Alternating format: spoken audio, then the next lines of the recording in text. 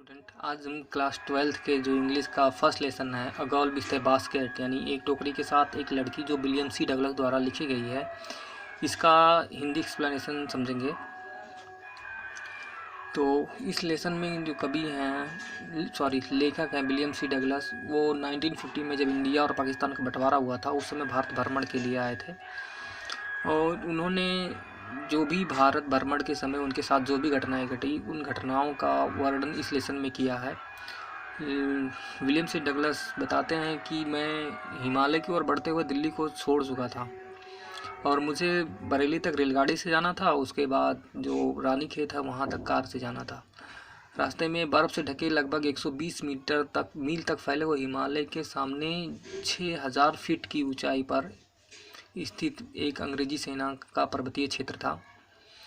और बताते हैं कि जो गाड़ी ट्रेन थी वो स्लो स्लो चल रही थी और रास्ते में पड़ने वाले लगभग सभी स्टेशन जो भी स्टेशन पड़ते थे उस स्टेशन पर रुकता था। और मैं प्रत्येक स्टेशन पर अपने कंपार्टमेंट के दरवाजे को खोल देता था और प्लेटफॉर्म पर घूमता था और कम से कम 3 लोगों से बात करता था, तब जाके मुझे कहीं एक ऐसा व्यक्ति मिलता था जो अंग्रेज़ी बोल पाता था। प्लेटफॉर्म जो होते थे वो लोग हिंदू, मुस्लिम, सिख, ईसाई, पुजारी, कुली, फेरी वाले, इन सब से भरे रहते थे। मैं उन लोगों से संसार के बारे में और उनके जो राष्ट्रीय भावना थी उनको जानने का प्रयत्न करता। जो हमारा रास्ता था वो भारत के लगभग जिस रास्ते से जा रहे थे हम, वो रास्ता भारत के लगभग सबसे विकसित कृषि क्षेत्रों में से एक था। यहाँ गंगा का ऊपरी मैदान था जो समुद्र तल से लगभग 120 मीटर की ऊंचा पर था, पर फिर भी क्या था, बहुत गर्म था।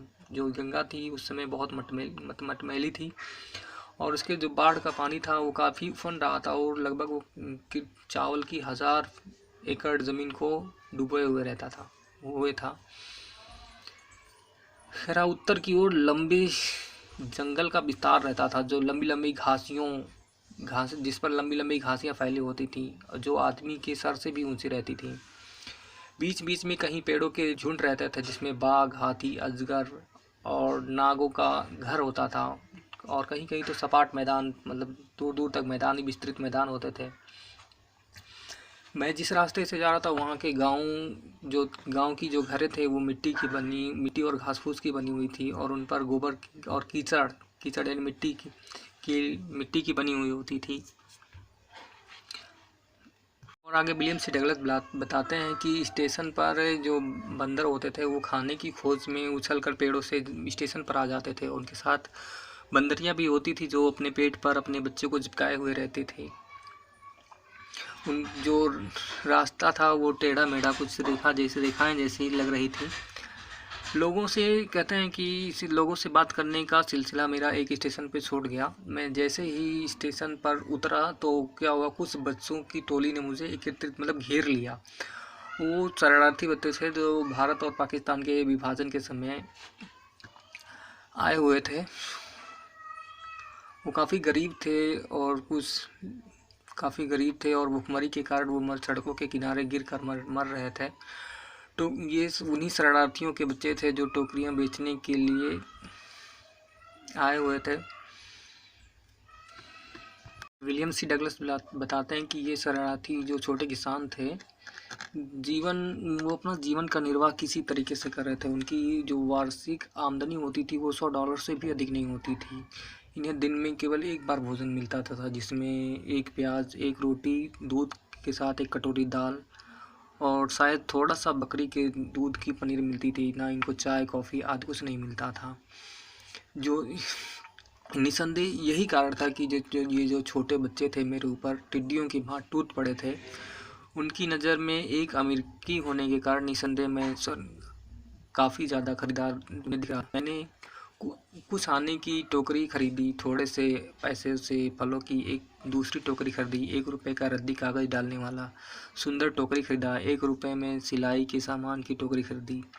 1 या 2 आने में मैंने कुछ पंखे खरीदे। इस तरीके से मेरा हाथ क्या हुआ कि पूरे हाथ सामान से भर गया और मैंने 50 सेंट लगभग खर्च कर दिए। कह रहा कि बच्चे अपने माल को ज़ोर ज़ोर से आवाज़ लगाकर घूम कर बेच रहे थे।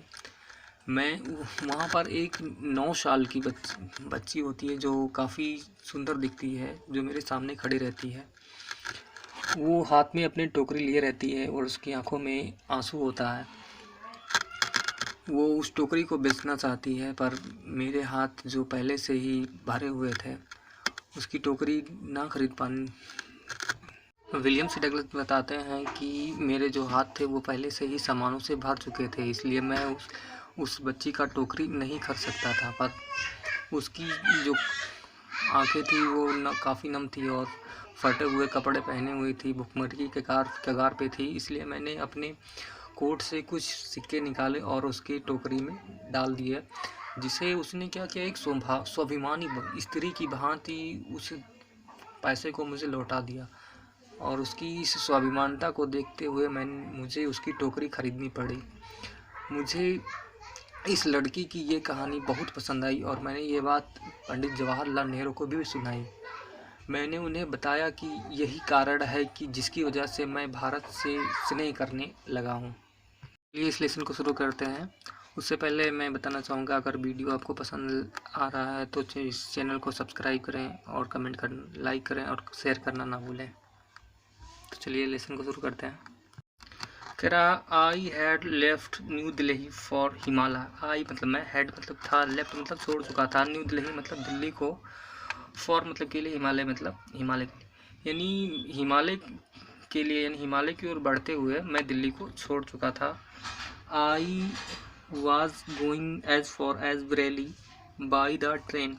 आई वॉज गोइंग यानी मुझे जाना था यहाँ पर, बरेली बाई ट्रेन यानी मुझे बरेली ट्रेन से जाना था, यानी मुझे बरेली तक क्या था, ट्रेन से जाना था। And then by a car to Ranikhet, और उसके बाद फिर किसे जाना था, फिर कार द्वारा रानीखेत को जाना था।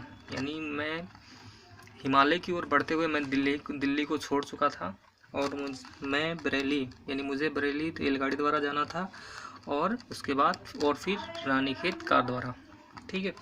And old British army, old मतलब पुरानी, ब्रिटिश मतलब अंग्रेजी, और आर्मी मतलब सेना, यानी पुरानी जो अंग्रेजी सेना थी वो हिल स्टेशन, हिल मतलब पहाड़ के, स्टेशन मतलब छावनी में, लोकेटेड मतलब स्थित थी।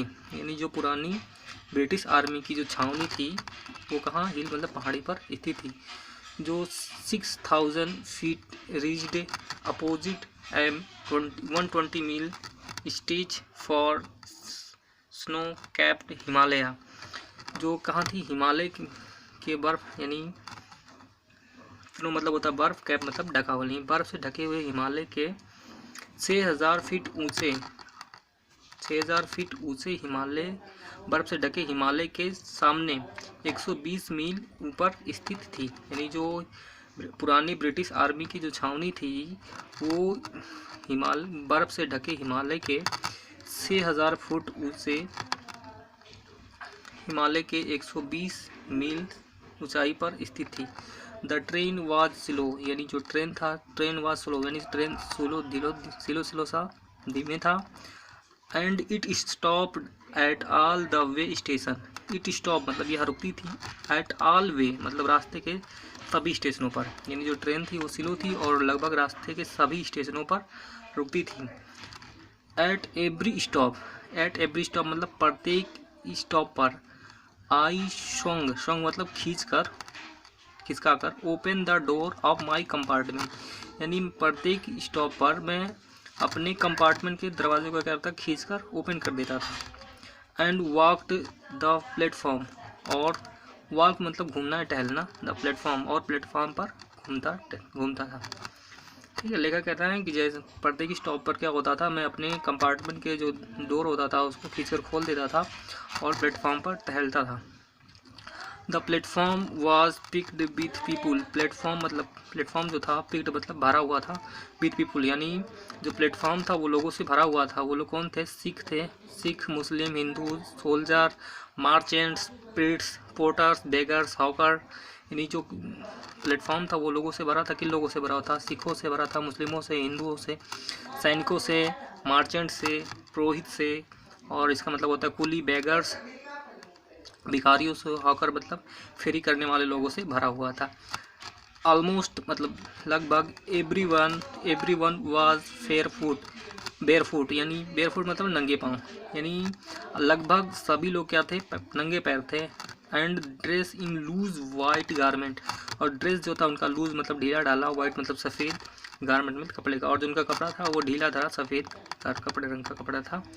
I would asked at least 3 people, I would ask मतलब पूछता था, लिस्ट मतलब कम से कम 3 मतलब 3 पीपल मतलब लोगों से, मैं कम से कम 3 लोगों से पूछता था। बिफोर फिर मतलब तब जाके, आई कुड फाइंड वन तब मैं फिर कहीं मैं एक को पाता था, यानी मैं कम से कम 3 लोगों से पूछता था तब मैं किसी एक को पाता था। हु स्पोक इंग्लिश, जो इंग्लिश बोल सकता था। We would talk world affair and every major topic the news of the day produce. We would talk यानी हम बात करते थे, वर्ल्ड करंट अफेयर यानी संसारिक घटनाओं के बारे में, हम संसारिक घटनाओं के बारे में बात करते थे। एंड मतलब और एवरी मेजर टॉपिक यानी प्रत्येक मुख्य टॉपिक पर, the news of the day produce मतलब उस दिन प्रोड्यूस मतलब प्रकाशित हुई, उस दिन प्रकाशित हुई जो न्यूज़ थी उसके मुख्य टॉपिक पर और संसार के करंट अफेयर पर हम बात करते थे। इन दिस वे यानी इस प्रकार से, I was try to get the feel of pulse of nation. I was try मतलब मैं कोशिश कर रहा था, टू गेट फील मतलब महसूस करने की, पल्स ऑफ द नेशन यानी राष्ट्र का नब्ज महसूस करने की कोशिश कर रहा था।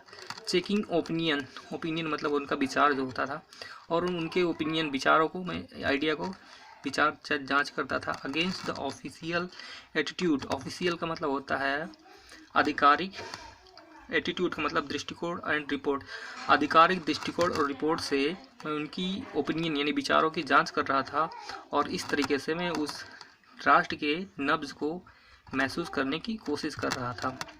The route lay through on the richest of India's agriculture area. Route मतलब रास्ता, ले पड़ा हुआ था, थ्रो मतलब होकर, यानी जो रास्ता था वो होकर जा रहा था। ऑन द रिचेस्ट मतलब विकसित, इंडियाज मतलब इंडिया के एग्रीकल्चर मतलब कृषि एरिया मतलब क्षेत्र, यानी जो रास्ता था वो भारत के विकसित कृषि वाले क्षेत्रों से होकर जा रहा था। This was the plain of the upper Ganga, यानी अपर गंगा रिवर यानी गंगा नदी के ऊपरी, यह जो था, यह मैदान जो था, यह प्लेन समतल मैदान गंगा नदी का ऊपरी भाग था, यानी जो ये समतल मैदान था गंगा नदी का ऊपरी भाग था। 1000 feet above the sea level, 1000 मतलब 1000 फीट मतलब एबव मतलब ऊपर, सी लेवल जो एक समुद्र तल से 1000 फीट ऊपर था। बट ट्रॉपिकल मतलब उष्णकटिबंधीय यानी, लेकिन फिर बहुत गर्म था, फिर भी क्या था, बहुत गर्म था। The Ganga was brown salt का मतलब होता है भूरे बालू का, यानी गंगा जो थी वो मटमैली थी। सोलन मतलब क्या हो रहा था, उफन रही थी। विथ फ्लोड वाटर का मतलब होता है यहाँ पे बाढ़ के पानी से, यानी जो गंगा थी वो बाढ़ के पानी से उफन रही थी। इट ओवरफ्लो इन अनडेटिंग मतलब होता है डूबे हुए है, इसकी जो बहाव है वो डुबाए हुए 1000 मतलब 1000 एकड़ ऑफ राइस, इसकी जो बहाव है वो लगभग 1000 एकड़ राइस, धान के राइस मतलब चावल के खेतों को डुबे हुए है।